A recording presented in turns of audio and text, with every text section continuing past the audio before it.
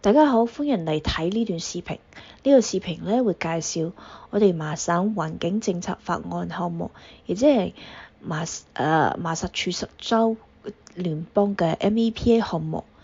咁 MEPA 項目咧為公眾參與審查州入邊嘅提出嘅公共州入邊嘅提出嘅公共同埋私人項目咧提供有意義嘅機會。喺呢段視頻中，我大約會用差唔多20分鐘嘅時間介紹 MEPA 嘅基本情況，包括乜嘢係 MEPA， 咩時候咧係需要 MEPA 審查，同埋咩時候咧係需要 MEPA 審查，同埋咧 MEPA 審查過程中咧會發生乜嘢。如果你想了解更加多關於公眾要點樣參與呢個 MEPA 嘅詳細信息，我建議你咧係睇 MEPA 網站上邊嘅另外一個視頻。呢個視頻咧係 MEPA 網站上邊嘅另外一個視頻。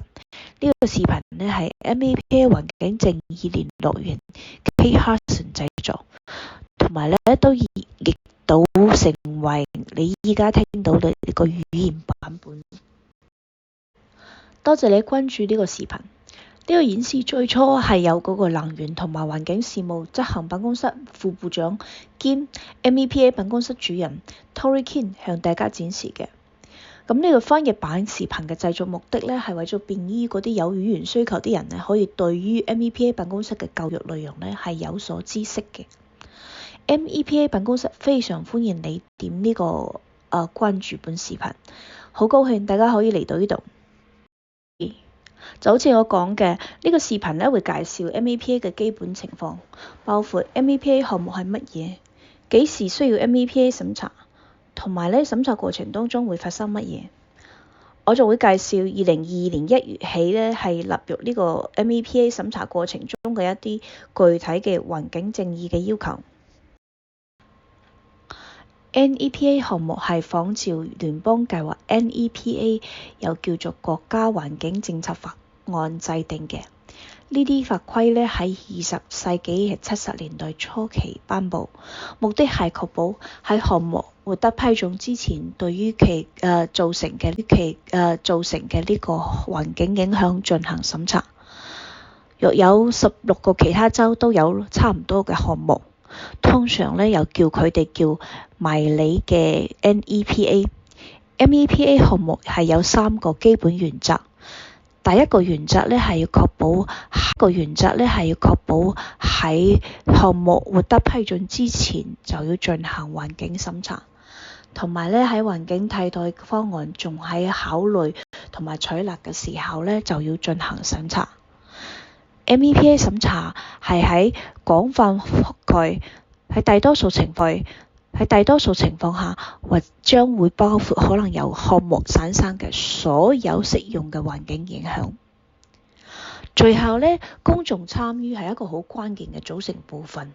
MEPA 致力係確保有意義嘅公眾審查嘅機會。就好似我講嘅，我哋另外咧係有準備關於公眾要點樣參與呢個 MEPA 審查過程嘅幻燈片。咁呢個喺 MEPA 網站上邊咧係另外一個視頻係可以睇到嘅。MEPA 嘅目的喺法規中係有明確規定，不過咧我會喺呢張幻燈片當中介紹一啲關鍵方面。首先 MEPA 審查確保咧對環境影響進行審查，同埋咧確保項目咧係會盡最大嘅努力避免或者係最細化呢個環境危害。如果避免同埋嗰個最細化措施咧係行唔通嘅，咁就會係最大行得通嘅範圍之內咧提出緩解嘅措施。就好似我講嘅，公眾參與咧係一個關鍵組成部分。MEPA 致力於確保有意義嘅公眾參與機會，確保公眾參與可能影響環境嘅政府決策。最後 MEPA 致力於協調機構審查，就好似我喺下一張幻燈片詳細說明嘅咁樣。MEPA 辦公室係唔可以直接批准或者係否決呢個項目嘅，但係咧因為有好多間嗰個機構咧都係有唔同形式嘅嗰個批准同埋嗰個許可嘅呢個權限。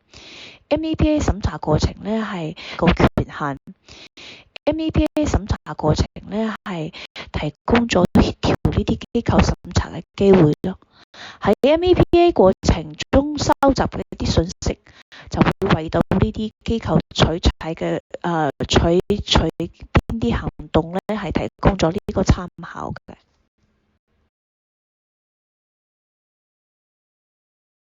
咁樣幾時需要 MEPA 審查？項目進行 MEPA 審查需要滿足兩個條件。首先就好似我講嘅，需要機構採取某種形式嘅行動。喺大多數情況下，呢個應該係州級嘅機構，但係某啲市政當局就好似重建當局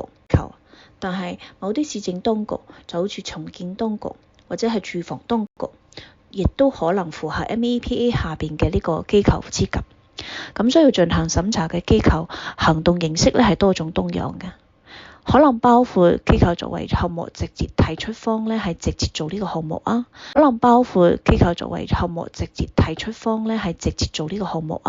亦都可能包括呢個機構對於第三方提出嘅項目進行各種形式嘅批准或者係許可，亦可能包括需要嘅嗰個資金啊同埋土地轉讓，如嗰啲地益權啊或者係費用嘅轉讓。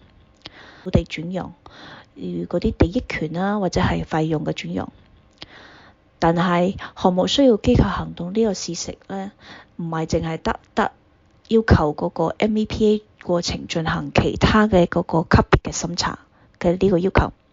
MEPA 法規301 CMR 嘅呢個要求。MEPA 法規301 CMR 11.03係規定咗某啲環境影響嘅水平，咁呢啲咧就會稱為呢個審查嘅閾值，亦都決定咗項目係咪需要審查。呢啲審查嘅閾值咧係咗項目係咪需要審查。呢啲審查嘅閾值咧係分為幾種嗰個環境嘅影響，咁包括咗係土地啦、稀有物種啦、濕地啊、水、廢水，同埋咧係呢個幻燈片列出到嘅係其他嘅影響。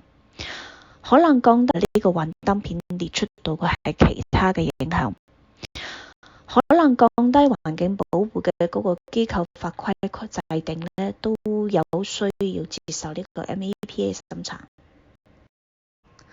咁樣 MEPA 審查過程中會發生乜嘢？MEPA 審查嘅核心啦，係審查嗰個與項目影響相關嘅環境，接受公眾意見，並係有嗰個環境事務部嘅部長根據 MEPA 辦公室嘅建議發布最終決定，亦即係證書。咁接受 MEPA 審查嘅環境文件係有兩種基本類型。第一種咧係我哋叫做環境通知表，亦即係叫做 ENF。咁呢個係提交俾 MEPA 辦公室嘅初始文件。ENF 表格初始文件。ENF 表格咧可以喺 MEPA 嘅網站嗰度攞到，同埋包括咧係又需要啲乜嘢技術附件清單啊，咁啊好似項目場地規劃啊、項目區域內受保護自然資源區域嘅嗰個測繪啊，依家咧仲需要包括嗰個環境正義測繪同埋氣候嘅評估。ENF 每個月咧都會喺嗰個叫做環境監測報告嘅呢個在線出版物中係發布2次嘅。環境監測報告嘅連結可以喺 MEPA 網站上邊揾到，公眾仲可以註冊電子郵件通知。每一次嗰個監測報告發布嘅時候咧，就會收到通知。ENF 嘅公眾意見嗰個諮詢期咧係20天，之後咧係20天，之後咧係10日之內發布決定。經過提出方嘅同意， ENF 嘅意見諮詢期係可以延長。ENF 證書就會説明係咪需要以環境影響報告呢個形式進行進一步嘅環境審查。呢個環境影響報告又叫做 EIR。咁如果需要係 EIR 仲要説明喺呢個環境文件當中必須包含嘅內容。呢個就係我跟住落嚟要介紹嘅第二種環境報告。好似我講嘅，環境影響報告係一種更長、更有技術性嘅呢個必須嘅文件。EIR 係冇規定嘅形式嘅，但係 MEPA 法規呢，為佢係必須包含一啲章節同埋嗰個標題呢，係提供咗個詳細嘅指導。MEPA 辦公室仲喺度交通啊、溫室氣體嘅排放啊呢啲方面都有發布到各種具體嘅協議同埋個指導文件。依家仲要包括嗰個環境正義同埋氣候適應力方面嘅文件。EIR 每個月同樣咧喺嗰個環境監測報告當中係發表2次。公眾意見嘅諮詢期咧係30日，之後7天內咧就會發布呢個區域嘅決定。EIR 嘅意見諮詢期可以延長，但係提交俾嗰個 MEPA 辦公室嘅最終 EIR 嘅呢個意見諮詢期咧係唔可以延長嘅。EIR 嘅決定仲説明話呢個 EIR 係唔係足夠滿足 MEPA 法規呢個要求？如果唔夠，咁係咪需要另外嘅 EIR？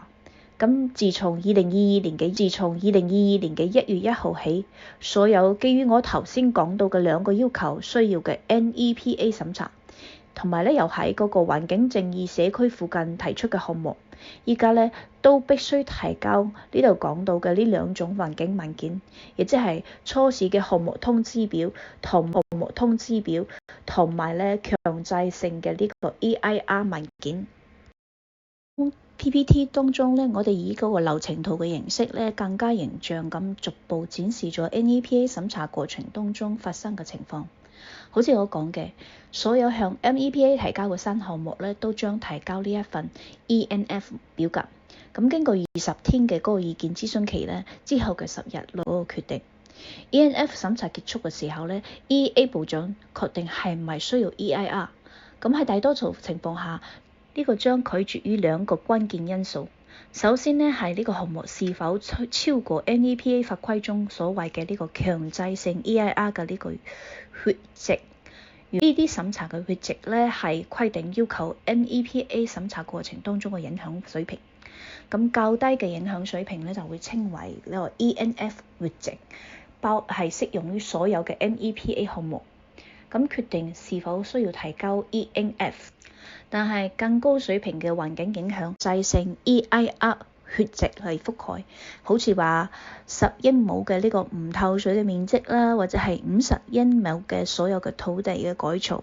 咁如果項目係超過呢啲審查嘅血值嘅話就需要強制性提交呢個 EIR。就好似我所講嘅，2022年嘅1月起。NEPA 仲會考慮項目係咪喺嗰個環境正義人群附近當中係提出嘅。如果係1英里範圍內，或者係項目影響空氣質量就係要超過5英里範圍。如果滿足呢啲因素當中，都需要呢個強制性 EIR 文件。因此，如果項目係唔涉及呢啲因素當中嘅任何一個，咁喺大多數情況下NEPA 審查可能就會喺 ENF 審查過程嘅結束就完成㗎啦。但係 EA 部長係始終求進行呢個自由裁量 EIR 嘅呢個權利。但如果超過強制性 EIR 血值嘅話或者喺嗰個項目喺嗰個環境正義人群1英里或者係5英里範圍內提出，咁依家就係強制需要呢個 EIR 嘅審查。喺標準流程當中咁樣嘅 EIR 係採取嘅形式係多種嘅，包括草案啦，同埋之後提交嘅呢個最終 EIR。每一個都需要經過30日嘅意見諮詢期。喺某啲情況下，提出方可能要求單一嘅 EIR。咁喺呢種情況下就係單一 EIR 審查。仲有其他簡化嘅形式，好似稱為滾動嘅呢個 EIR， 佢係同嗰個初始嘅 ENF 文件係一齊提交嘅。如果滿足所有要求，咁呢個 EIR 就會滾動入到係額外嘅嗰個諮詢期。EIR 審查結束嘅時候呢，部長最終決定呢個最終 EIR 係唔係足夠符合呢個法律要求。如果唔夠，亦都可能需要補充 EIR。但係如果滿足所有要求，咁就會發布呢個最終證書。項目呢，跟住就會進入嘅階段，就好似我之前講嘅 NEPA 辦公室唔係做最終批准或者係否決項目嘅嗰啲機構，因此呢 NEPA 審查嘅結束又唔係表示呢個項目就係已經攞到批准，佢就會進入下一個階段，由持有呢個最終批准權嘅機構做出最終嘅決定。如我所講嘅，2021年通過嘅立法對於環境正義提出咗新要求，呢啲要求從2022年嘅1月1號起生效。關鍵要求係我已經描述咗嘅呢個強制性 EIR 要求，但係氣候立法仲增加咗與公眾參與相關嘅新要求，並指出如果環境正義人群特別缺乏英語語言嘅能力，咁就要採取額外嘅措施嚟增加呢個公眾參與嘅機會。呢個法案要求 EEA 部長呢就所講嘅呢個額外嘅豐富制度。咁我要指出，根據 MEPA 法規，呢個外聯嘅要求呢就會繼續擴大。咁要求呢喺對於環境正義人群附近嘅大多數項目呢係進行最低水平嘅呢個外聯，同埋呢係公眾參與活動。好似我指定嘅呢個地理區域呢係項目邊界周圍至少1英里嘅範圍之內。如果呢個範圍內呢係有環境正義人群，但係項目呢係影響咗嗰個空氣質量，咁呢個地理區域就要增加到5英里。以上就係 MEPA 流程嘅基本情況。喺呢個最後一張 PPT 中，我哋有提供咗一啲項目統計嘅數據，顯示咗自從2022年環境正義要求生效以嚟，向 MEPA 提交嘅項目類型同埋嗰個數量。個 PPT 個下邊顯示嘅咁樣，喺2022年嘅1月1號至2024年底之間，向 MEPA 提供咗一共係410個新項目。其中呢係超過50%嘅項目呢喺嗰個環境正義人群嘅附近提出嚟嘅，咁就需遵守我所講嘅呢個新嘅環境正義協議同埋呢係法規，包括強制性嘅呢個 EIR 要求，同以前嘅嗰個做法係一致嘅。提交嘅數量最多嘅類別呢係嗰個房地產嘅類別，包括商業同埋嗰個項目，但係能源基礎設施同埋越嚟越多嘅修復同埋氣候適應力嘅項目，亦都有向 MEPA 提交嘅。以上就係關於 MEPA 審查過程基本情況嘅演示。如果你有其他問題， MEPA 辦公室嘅聯繫方式呢，可以喺 MEPA 網站上邊揾到。依家仲包括新嘅環境正義聯絡員 Kate Hudson。咁你可以通過呢個幻燈片俾你嘅電子郵件地址聯繫佢。MEPA 辦公室非常歡迎你對於 MEPA 審查項目嘅關注，期待你參與 MEPA 審查。